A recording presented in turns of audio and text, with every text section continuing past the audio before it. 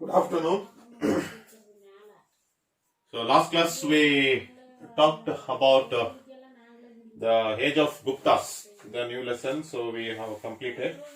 So now we will get into the new concept or the new lesson. So that will be medieval India. So when we talk about this particular topic or when we talk about this particular lesson, so we will be discussing the topics like the Cholas, one of the major concepts or one of the major lessons. So we will be talking here. Then we will be talking about the one more the major concept. So that will be, in the Cholas. Okay, in the Cholas particular this topic. So we also will be talking about the Delhi Sultanates.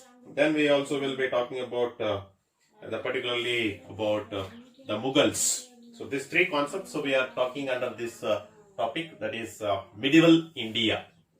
So in that, the first concept we are talking about the South Dynasty or a South Kingdom. Already we in the Sangam age. So while talking, I have said about all about South dynasties, the Cheras, Cholas, and the Pandyas.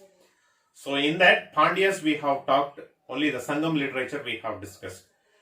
Now here we have one more small dynasty, so that is the Cholas. Okay, the Cholas, one of the famous dynasty.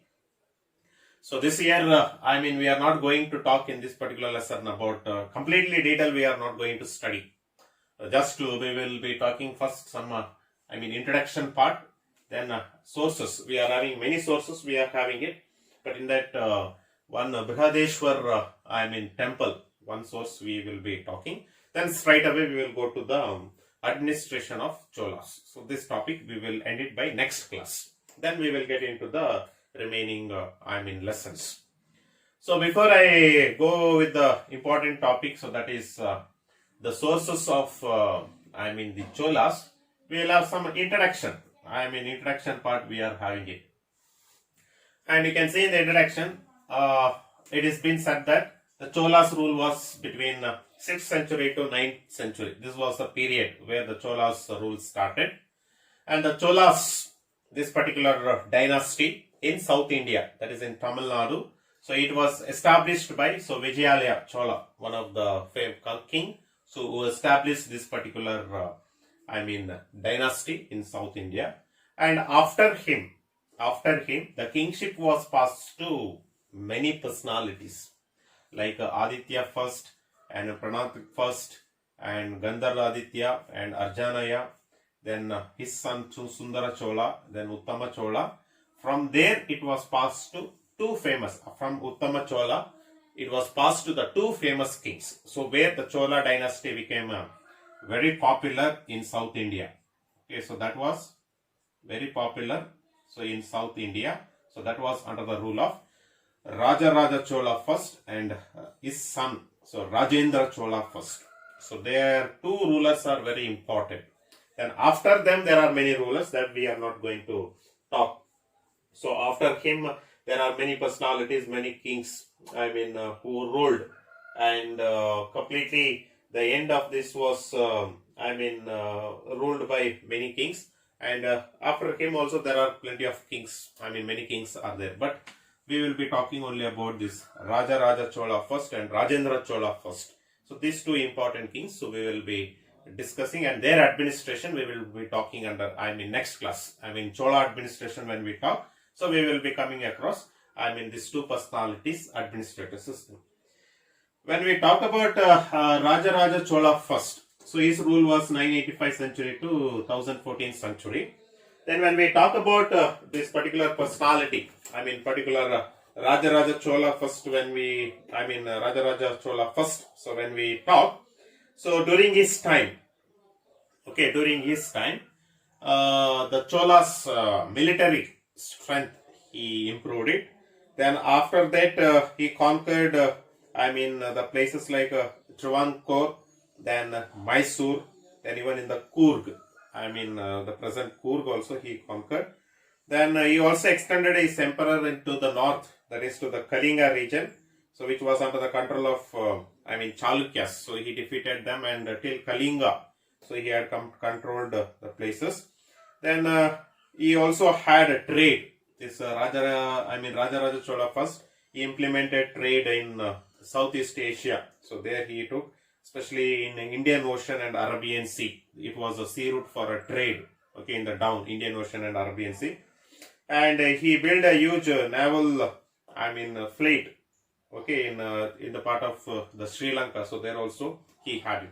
So like that, during his time, he laid very good foundation for the Chola dynasty. Even though many kings were ruled before them, but they did not maintain the stable, or the good, strong, the emperor, they did not maintain dynasty, they did not maintain it. But Raja Chola first, so he built, especially the military strength, he made it very skillful. Okay, that is the one aspect, so he made it. Then after that, he passed this to, his son, that is Rajendra first. And when he took up the kingship, he started, changing the set of rules and regulations. That means administration of Cholas was completely, changed. Then he also conquered many places, like he defeated Bengal, one of the ruler. Then after that, he also made Orissa as a part of this. Then apart from all these things, he also conquered, the Chola kingdoms. Many of the places he conquered, and he made very powerful kingdom. And he is very famously known for, Rajendra Chola is very famously known for, he built a new capital, that is Gangai Kondam Cholapuram. So that is Gangai Kundam, Puram in Tamil, Tiruchirappalli, the district of Tamil Nadu. Today it stands. It was a capital of, he made that particular place, Gangai Kondam Cholapuram, as a particularly as a capital of this Chola dynasty, when he defeated this Orissa and Bengal. To celebrate the success of that victory, so he made, as a remembrance of that victory of defeating Orissa and Bengal, so he made this Gangai Kundam Cholapuram as identified as one of the capital of Chola dynasty. Today it is being called as Gangai Kondam Puram in Tiruchirappalli in the Tamil Nadu district. Today it is being called it. So that is one of the famous role we can have it of Rajendra Chola first.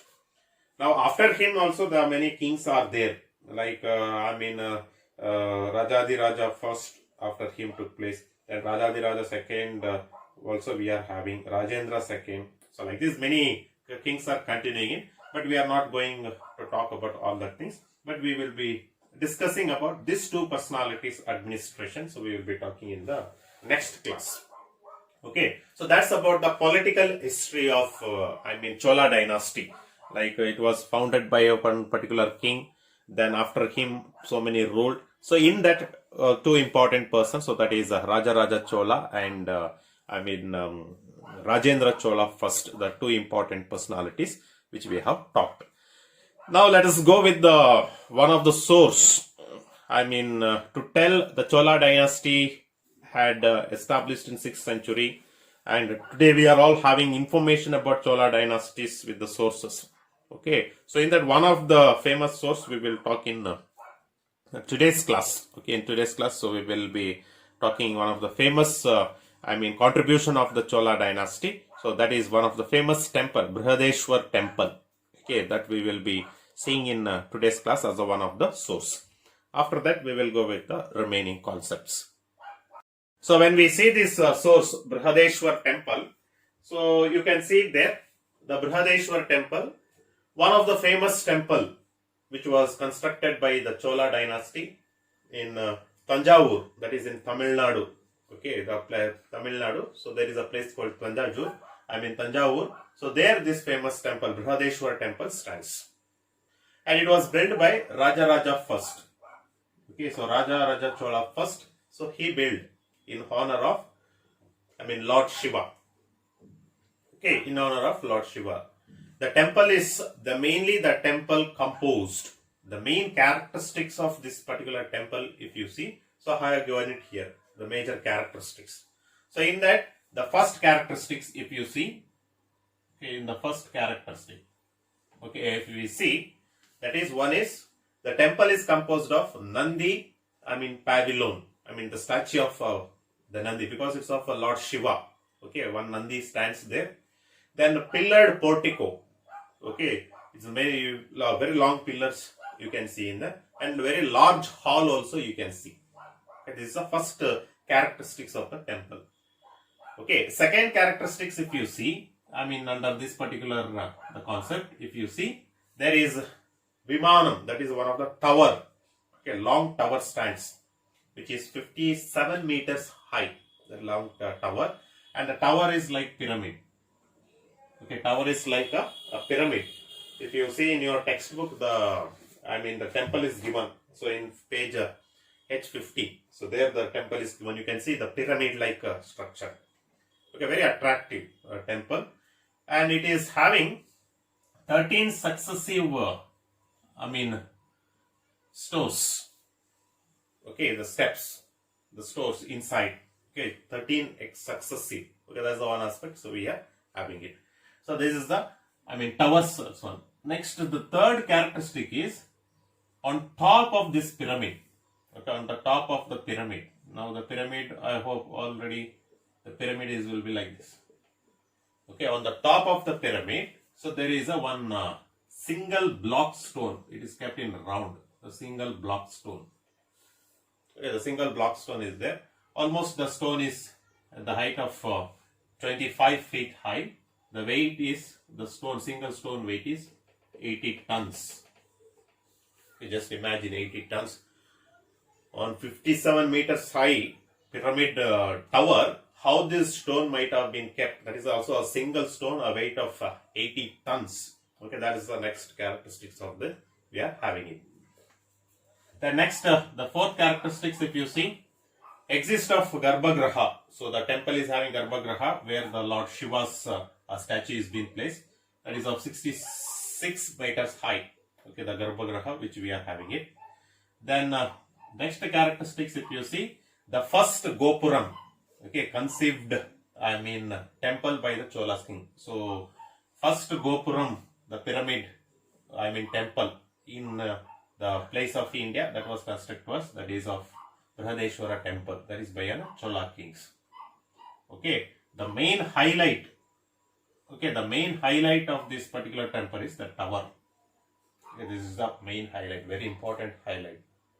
Okay, and it is in a Dravidian art, usually Indo-Greek art, the Greek art and architectures you can see. But this particular temple is being constructed by a Dravidian art.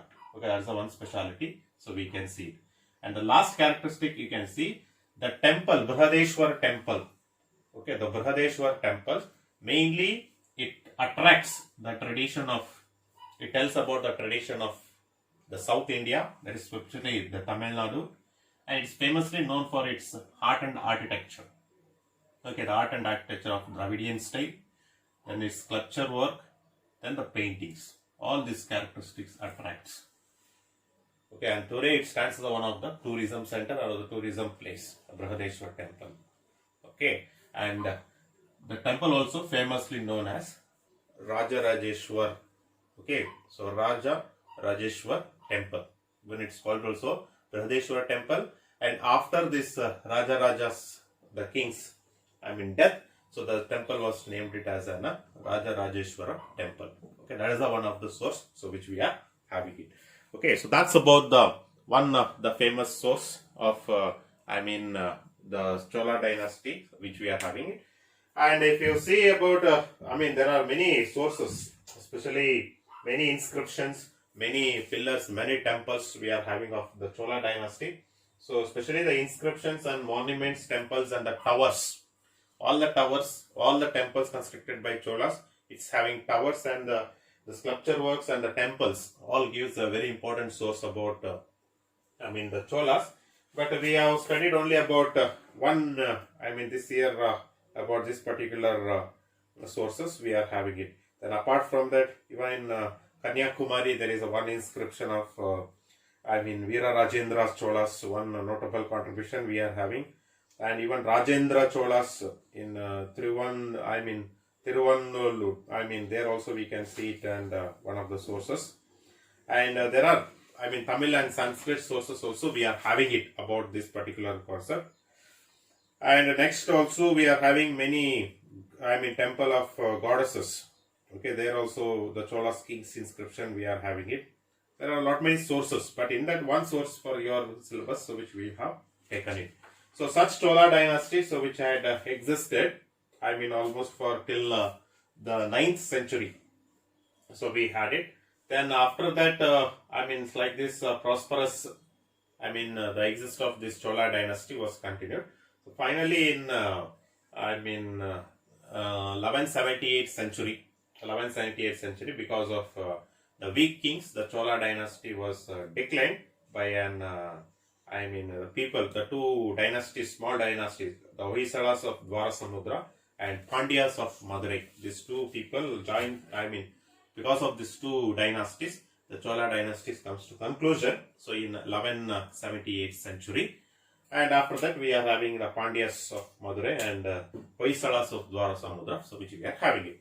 So that's about the Chola dynasty, so which we are, having it. So next class, so we will go with the administration of the Chola dynasty under Raja Chola first and Rajendra Chola first. So in the next class. Thank you.